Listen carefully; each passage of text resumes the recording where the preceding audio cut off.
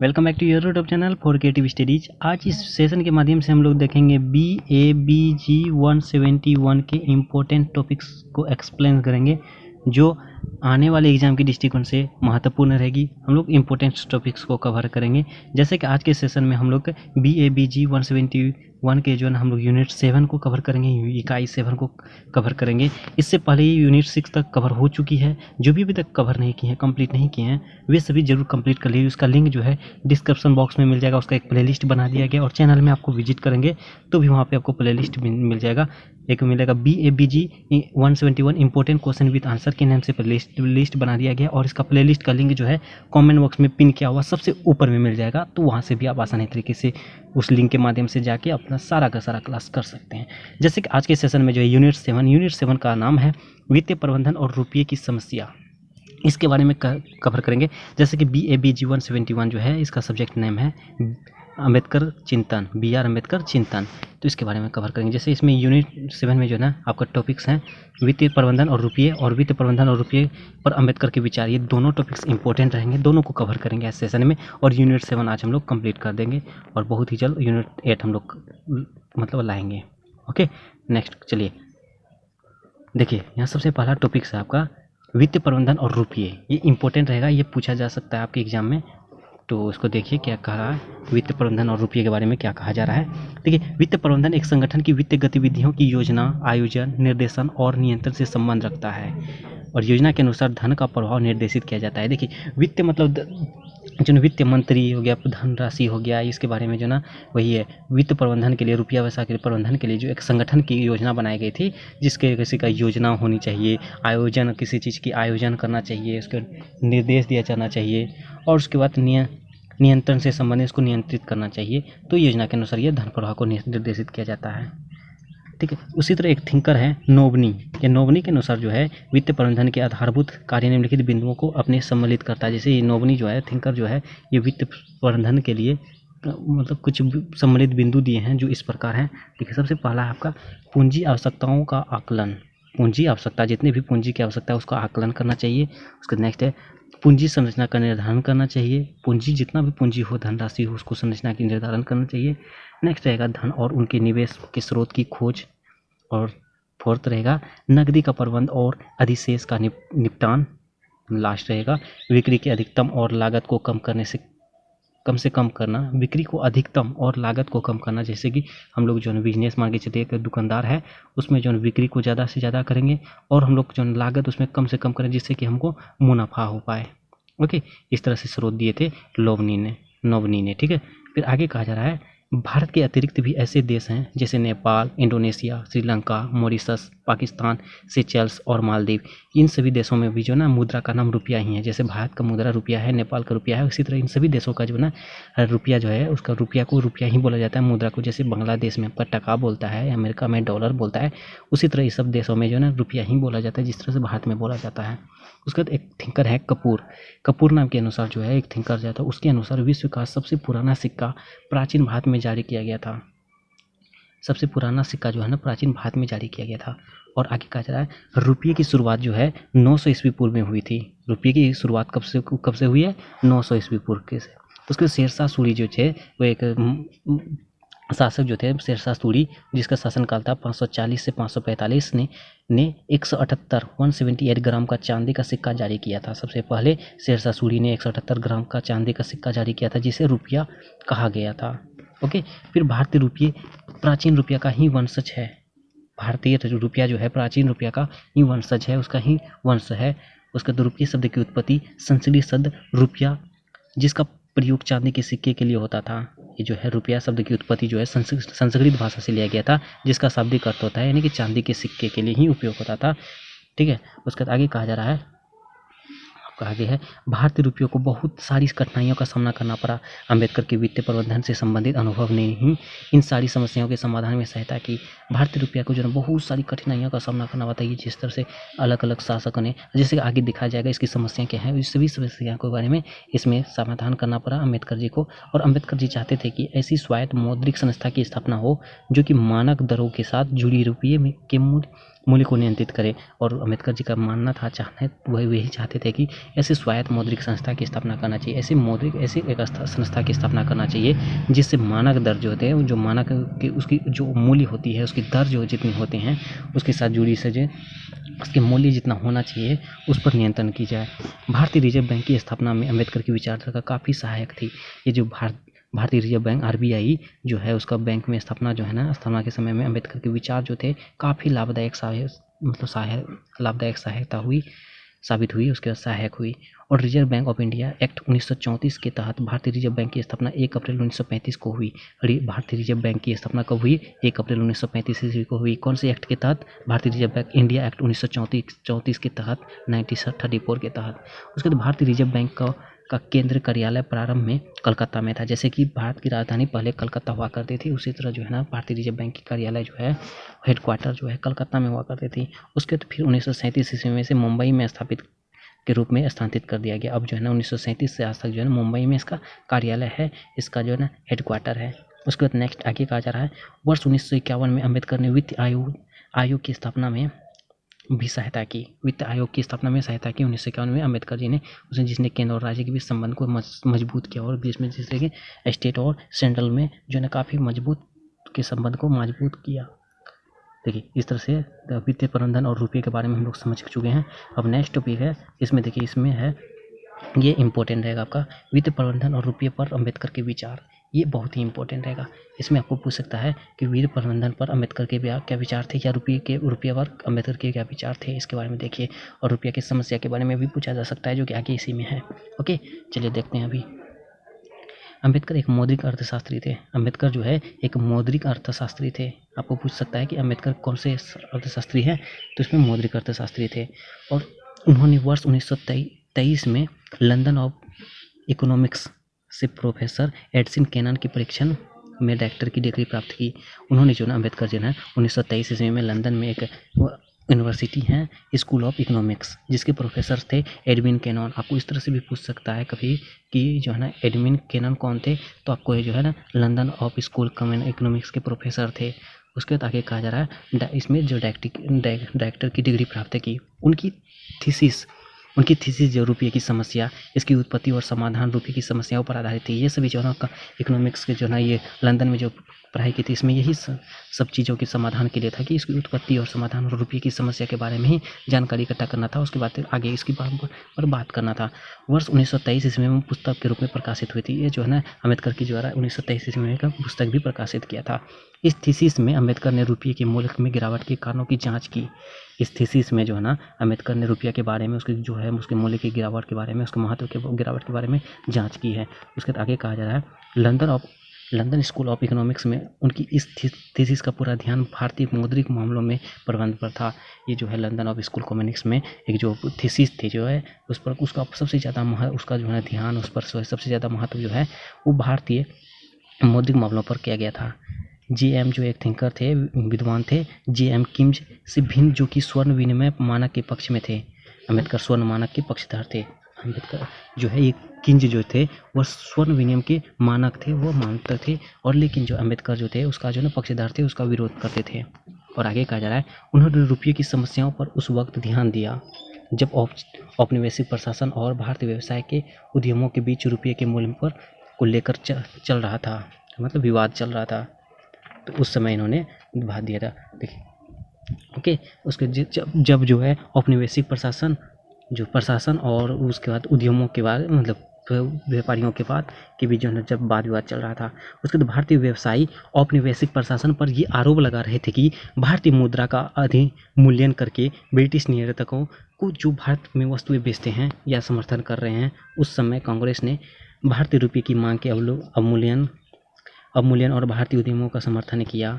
इस तरह से जो है ना ये जब दोनों के बीच विवाद चल रहे थे, उस समय इन्होंने प्रकाशन किया, इस तरह उन्होंने उसकी समस्याओं पर व्यक्त किया, उसका ध्यान केंद्रित किया।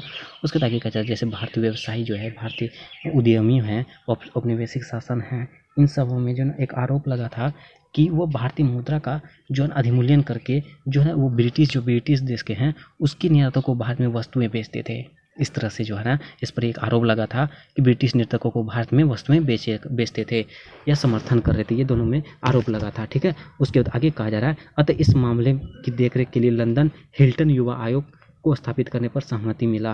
जैसे इसकी देखरेख के जो वस्तुओं पर बेचते थे, भारत में वस्तुओं बेचते थे, इस तरह से एक संगठन बनाया गया जिसका नाम था लंदन हिल्टन युवा आयोग, मतलब कि हिल्टन यंग कमीशन का नाम से एक आयोग का गठन किया गया जिससे कि इसकी देखरेख हो या समर्थन हो, इसमें सहमत हो।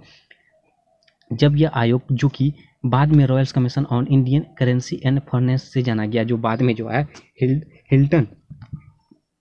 हिल्टन युवा आयोग के जो है बाद में इसको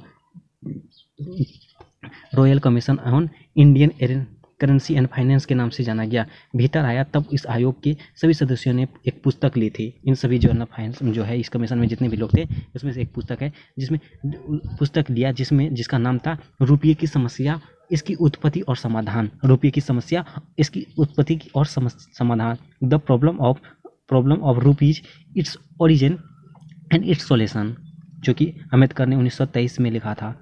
अपनी इस पुस्तक में अम्बेडकर ने निम्नलिखित आधारभूत प्रश्नों को उठाया। ये जो है रुपये की समस्या और उसकी उत्पत्ति और समाधान के बारे में जो पुस्तक लिखी थी उसमें कुछ जो है उसने प्रश्नों को उठाया था जो नीचे दिया गया है। जैसे कि 2 क्वेश्चन है आपके सामने में, क्या भारत को अपनी मुद्रा की विनिमय दर को अस्थिर करना चाहिए?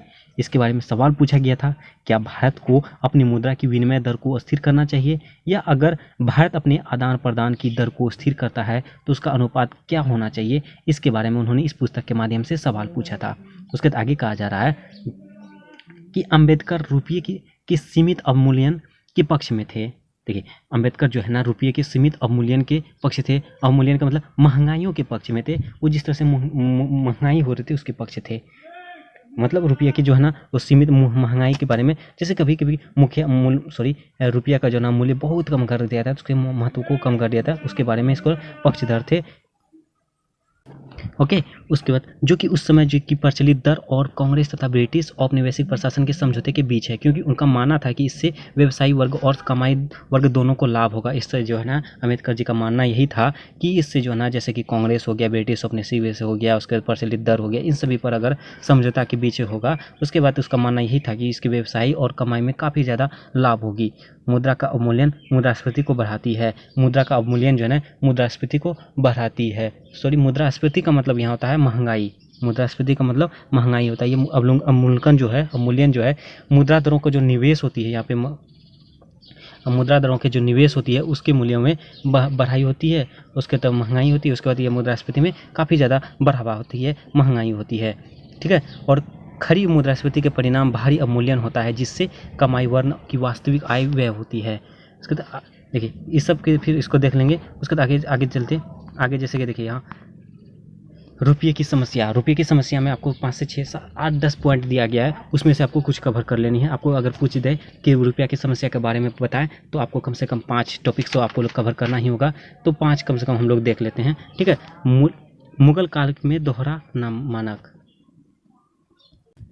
ओके, मुगल काल में दोहरा मानक। मुगल काल के दौरान जो है ना रुपयों की समस्या के बारे में कहा जा रहा है, ये दोहरा मानक के बारे में कहा जा रहा है। इसमें कहा जा रहा है 18वीं सदी के मध्य में भारत ने सोने और चांदी दोनों की मुद्रा अपनी मुद्रा में शामिल किया था। 18वीं शताब्दी जब थी तो उस समय जो है चांदी और मुद्रा दोनों को शामिल किया गया था। सोना और चांदी दोनों को ये मुद्रा के रूप में बनाया गया था। जैसे कि शेरशाह सूरी ने 178 ग्राम का सोने की चांदी की जो है सिक्का बनाया, तो उसी तरह जो है ना वहाँ पे चांदी और सोने का जो है ना प्रचलित थी। उसके बाद आगे कहा जा रहा है भारतीय हिंदू सम्राटों ने सोने के सिक्के का समर्थन किया। भारतीय हिंदू जितने भी हिंदू धर्म के सम्राट थे उन्होंने सिक्के का समर्थन किया, जबकि मुस्लिम सम्राटों ने चांदी के सिक्के का पक्ष लिया।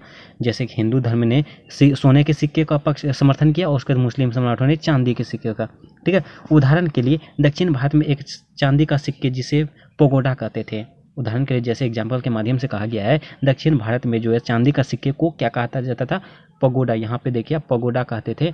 आप सभी इसको ध्यान में रखिएगा, पगोडा क्या कहा जाता है, जिसे पगोडा उसका विनिमय के माध्यम के लिए इस्तेमाल किया जा रहा था। अतः सोना जो है और चांदी के रूप में रुपये के बीच बिना विनिमय दर स्थिर किए दोनों प्रचलन में थे। ये दोनों जो है ना सोना और चांदी के रुपये के बीच जो है ना काफ़ी ज़्यादा प्रचलित थी। उसके बाद इसके अतिरिक्त भारत के विभिन्न राज्यों में स्वयं ही सिक्कों को ढालने की गुणवत्ता तय की। इसके अलावा जो है ना भारत में विभिन्न राज्यों में बहुत अलग अलग स्टेटों में जो है ना खुद से ही सिक्कों को ढालने की गुणवत्ता तय कर दी, नियमित स्टार्ट कर दी। अतः भारतवर्ष में धातु सामग्री को लेकर काफ़ी मतभेद थे। भारत में जो है ना धातु सामग्री को लेकर काफ़ी मतभेद थे, काफ़ी भेद थे। उसका परिणाम स्वरूप यही हुआ कि मुद्रा ने अपनी प्राथमिक गुणवत्ता खो दी। जो ना मुद्रा जो है ना अपनी जैसे प्राथमिकता के बारे में क्या प्राथमिकता देनी चाहिए, तभी तो प्राथमिकता पहले मुद्रा थी, उसके इसकी गुणवत्ता को खो दी और स्वीकृता के लिए तैयार हो गए, उसके स्वीकृति के लिए तैयार हो गए। प्रसार में सिक्कों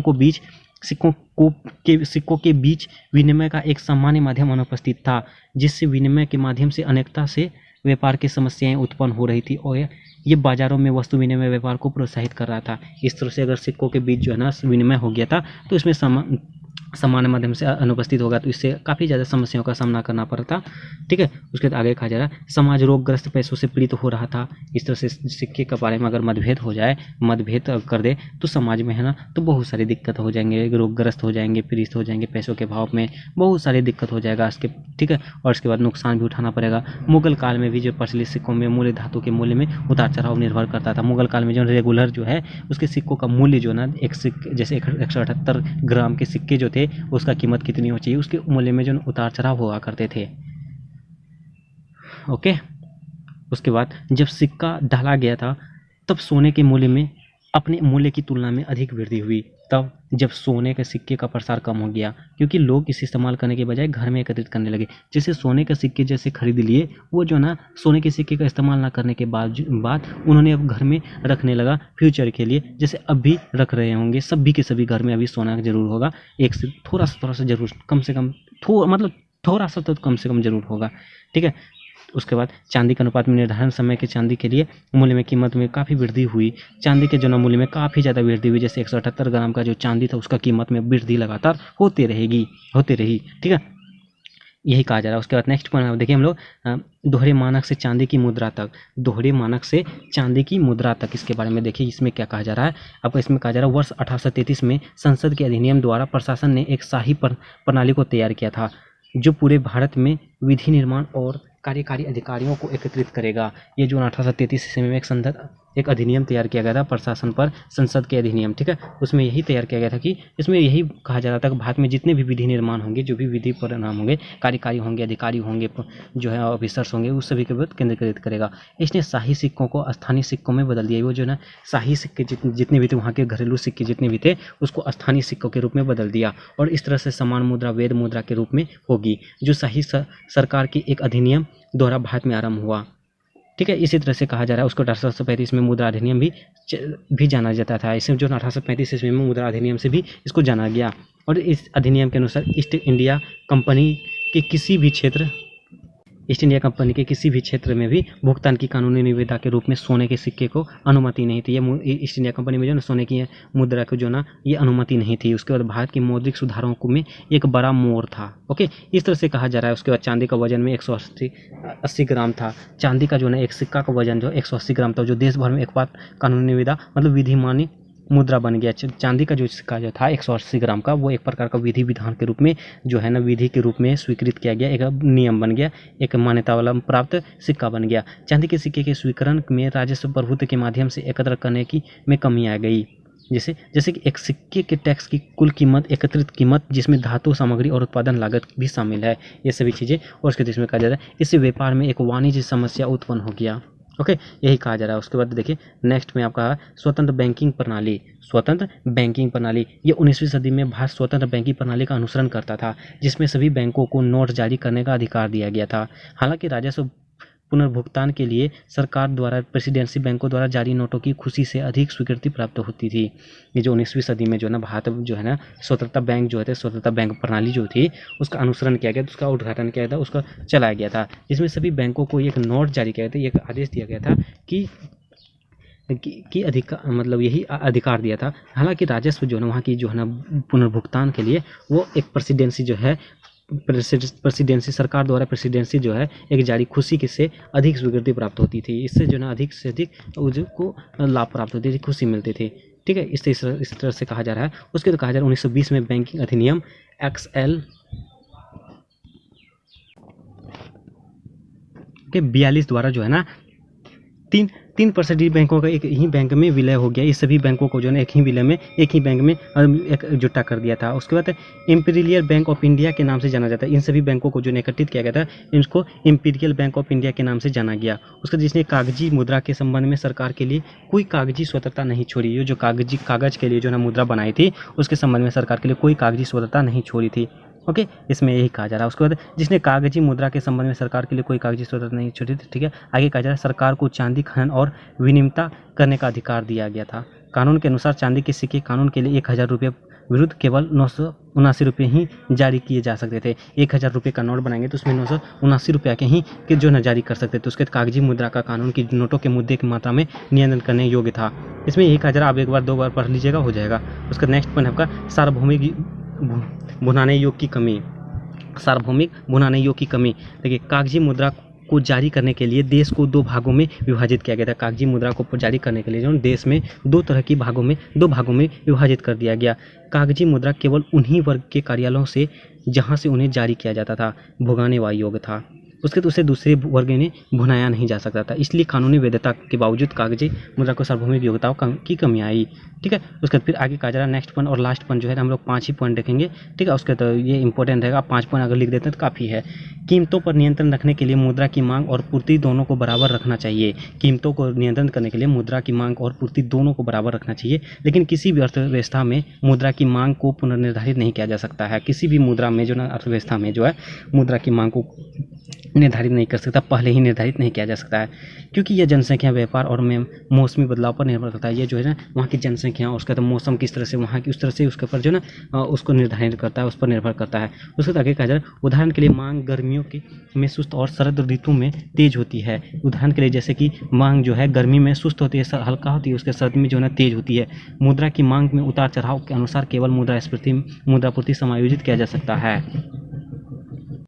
ठीक है, फिर आगे कहा जा रहा है वित्त प्रबंधन धातु और पैसे दोनों के प्रबंध प्रचलन को शामिल करता है, लेकिन भारतीय कागजी मुद्रा अधिनियम ने सीमा से अधिक आपूर्ति में वृद्धि की अनुमति नहीं दिया। ये जो ना सभी मुद्रास्फीति मुद्रा के बाद जो ना उसकी अनुपात मुद्रा की नियमित जो ना पूर्ति के लिए उसकी क्या पूर्ति है, कब क्या स्थिति होनी चाहिए, कब कुछ कितना देना चाहिए, इसके बारे में कहा जा रहा है। ओके, कागज के नोट प्रकृति में स्थिर हो जाते हैं। कागज के नोट में जो ना प्रकृति के रूप में स्थिर हो जाते हैं। मुद्रा की मांग पूर्ति की अपेक्षा इसलिए काफ़ी हद तक बढ़ गई, क्योंकि विनिमय के माध्यम से साथ साथ पैसे और ऋण प्रभाव दोनों का भी माध्यम है। इसका परिणाम यह हुआ कि कागजी मुद्रा की अपेक्षा धातु मुद्रा की मांग में वृद्धि हुई, क्योंकि दूसरे की पूर्ति सीमित को और स्थिर थी। यह जो है ना मुद्रा की मांगे इतने इसलिए पूर्ति करने के लिए इसे काफ़ी हद तक बढ़ गई, क्योंकि जो ना विनिमय के माध्यम से, प्रचार के माध्यम से, वस्तु विनिमय के माध्यम से साथ साथ पैसे और ऋण का प्रभाव दोनों के एक माध्यम बन गया। ओके, इस तरह से ये जो है ना यही समस्या थी। निम्नलिखित 5 समस्याओं के बारे में हम लोग डिस्कस किए थे, और रुपये की समस्या के बारे में पूछे तो इस तरह से आप लोग लिख सकते हैं। ठीक है, ये इंपॉर्टेंट भी रहेगा, आप सभी जो इसको देख लीजिएगा और एक बार सुन लीजिएगा तो आप कंप्लीट हो जाएगा। ठीक है, आज के सेशन में देखें यूनिट 7 को हम लोग कंप्लीट कर चुके हैं, और बहुत ही जल्द यूनिट 8 को भी हम लोग कवर करेंगे, बहुत ही जल्द। ठीक है, हमारे साथ जुड़े रहिए और इस सब्जेक्ट को जल्द से जल्द कंप्लीट करेंगे। ओके, और जो भी इस चैनल में न्यू है प्लीज़ चैनल को सब्सक्राइब कर लीजिए, बेल आइकन को हिट कीजिए। उसके बाद वीडियो पसंद आए तो लाइक कीजिए, कमेंट के माध्यम से जो भी डाउट पूछिए और अपने दोस्तों को भी शेयर कीजिए। चलिए मिलते हैं नेक्स्ट वीडियो में, तब तक थैंक यू।